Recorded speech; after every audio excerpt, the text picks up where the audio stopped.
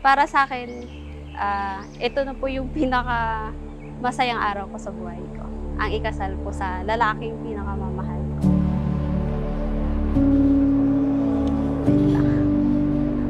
Una, salamat po sa Ama kasi sa buhay na binigay niyo sa akin, pinagkaloob niyo po sa akin yung blessing na hindi ko pa nararanasan noon. Tapos, syempre yung suporta ng magulang ko nandyan. Kahit galing pa po sila sa probinsya, lumuwas lang po talaga sila para sa akin. Tsaka syempre din yung side ng pamilya niya. Yun po yung nakita ko na talaga sabi ko, ito na po yung huli ko. Ito na po yung lalaking makakasama ko habang buhay. Dapat nating alalahanin kung gayon na ang pag-aasawa'y itinatag ng ating Panginoong Diyos para sa kapakinabangan at kaligayahan ng mga taong kanyang nilalang.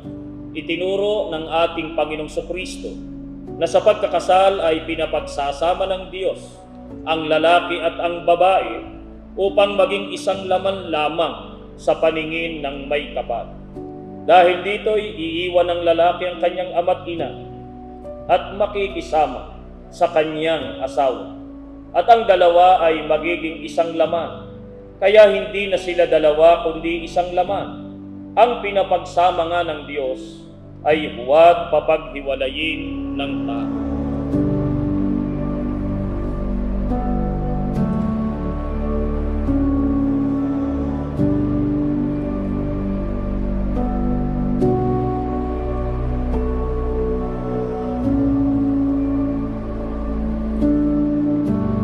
Para saan? Mahalaga to kasi pangarap ko kasi ito eh.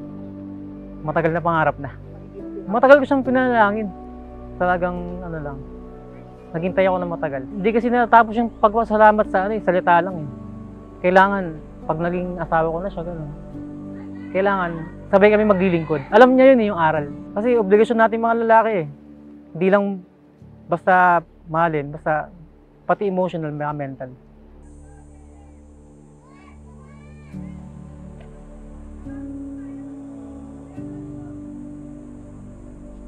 Ilan sila na?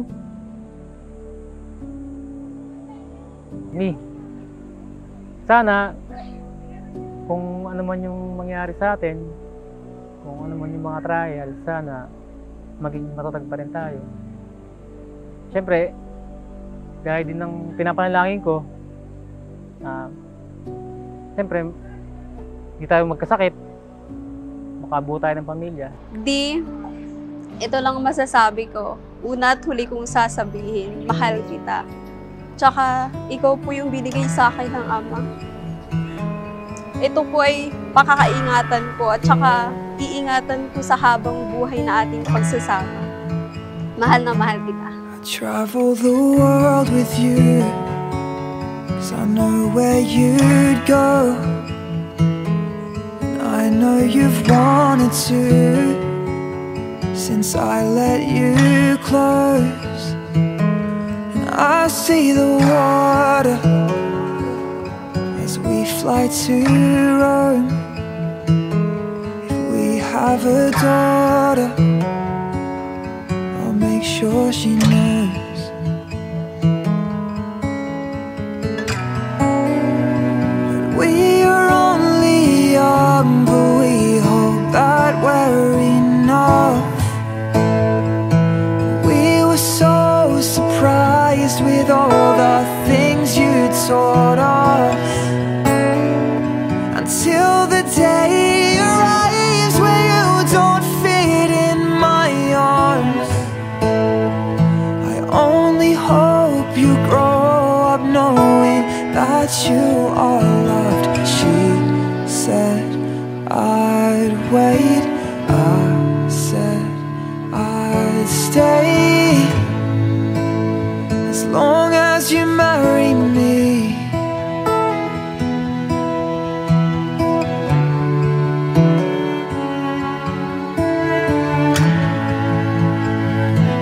I would travel the world with you. You just have to ask. Perhaps we should plan it through. With 3 seats I lost, I feel the water as we run our bath for our 3-month-old daughter who's just learned how to laugh.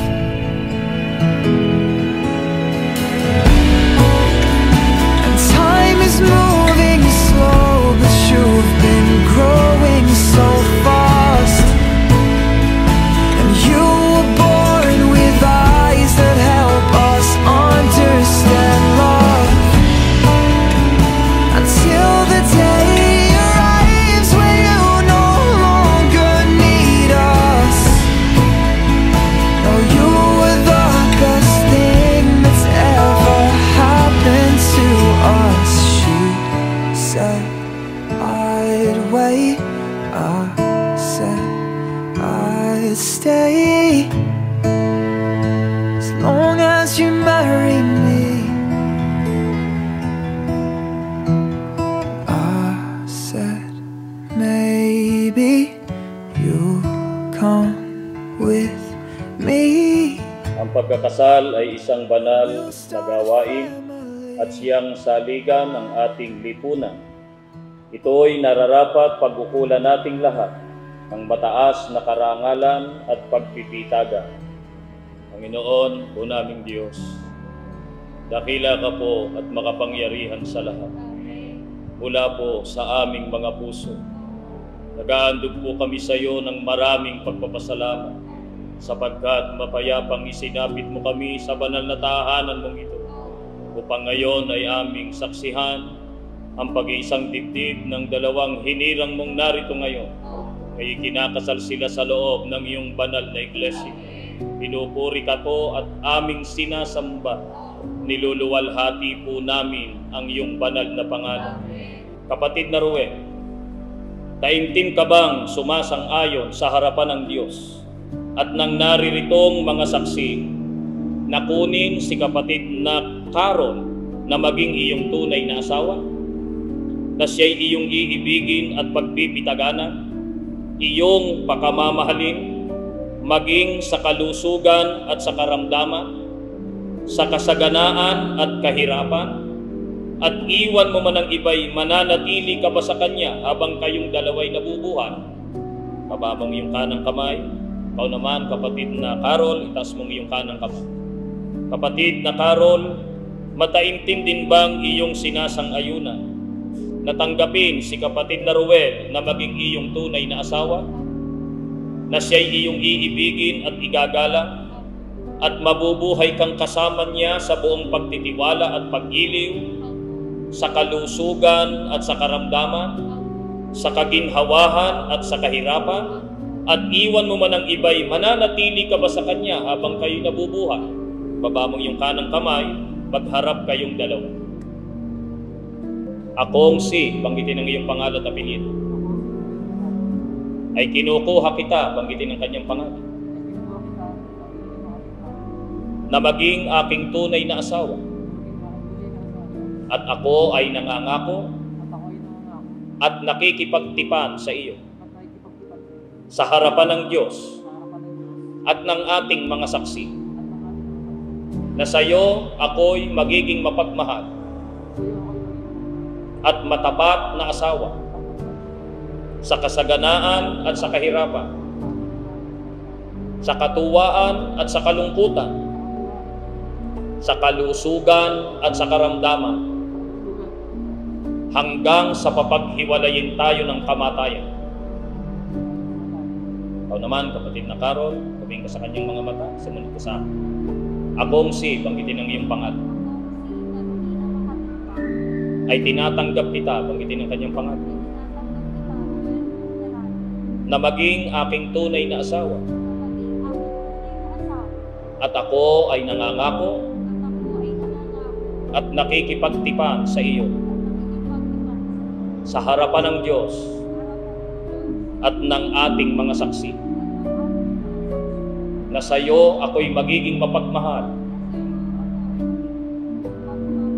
at matapat na asawa sa kasaganaan at sa kahirapan,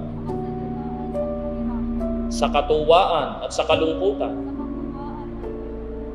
sa kalusugan at sa karamdaman, hanggang sa papaghiwalayin tayo ng kamatayan.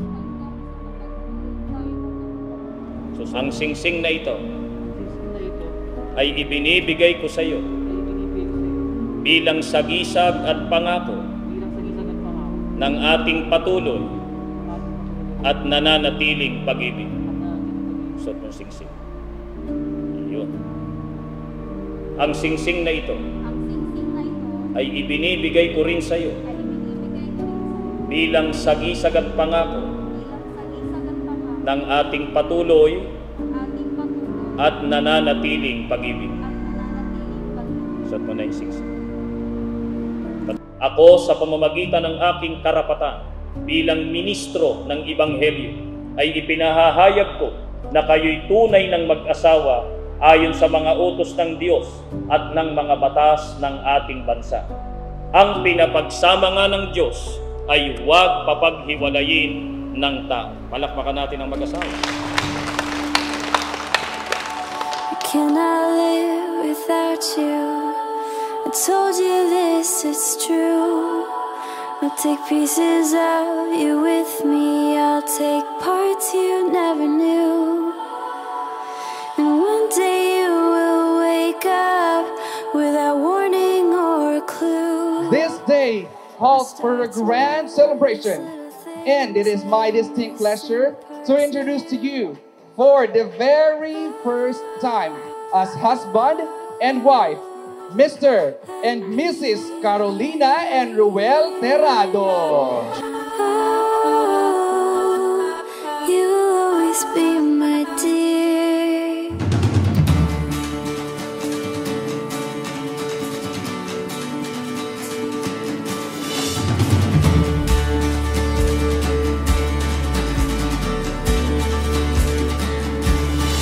The freckle on your shoulder and the creases on your cheeks, the scar upon your forehead and your whisper when you speak. I took them 'cause I need you. I took them to be mine. I took them so you missed them, so you'd want them back in time. Congrats sa inyong dalawa. Ngayon, nakamit nyo na yung matagal nyo nang hinihintay. Hindi lang basta katulad dati na magkasintahan lang ngayon, ganap na kayong iisa. Ngayon, ganap na kayo bilang mag-asawa na, di ba? Yan talaga ang pinakahihintay nila. Lalo na kaming magkakapatid. Oh, yan talaga. Ito isang panibagong yugto ng inyong buhay. Sasaba kayo sa maraming, hindi lang panay kaligayahan ng mag-asawa, ha? Tatandaan nyo, hindi lang kaligayahan. Sasaba kayo sa maraming pagsubok. Maging matatag kayo. At huwag pupupas ang inyong pagmamahal.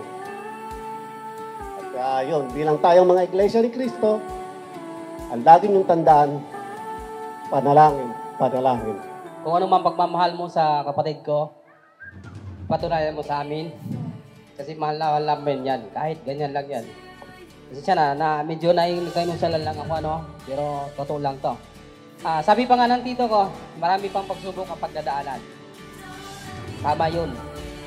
Hindi lang po lahat ay pagdadaanan natin ay kasiyahan. Kung ano man po ang maliit man o malaki ang pagdadaanan ng problema, sana pag-usapan nyo ng maayos, ng time team. Huwag kayong bibitiw sa unang-una sa Diyos. Ang pag-asawa ay hindi madali. Ang pag-aasawa habang buhay. Mabuhay ang bagong kasal ngayon. Sana magiging happy kayo, and then kung merong mga problems na nangyari, may problems sa'yo, pag-usapan mo na maayos.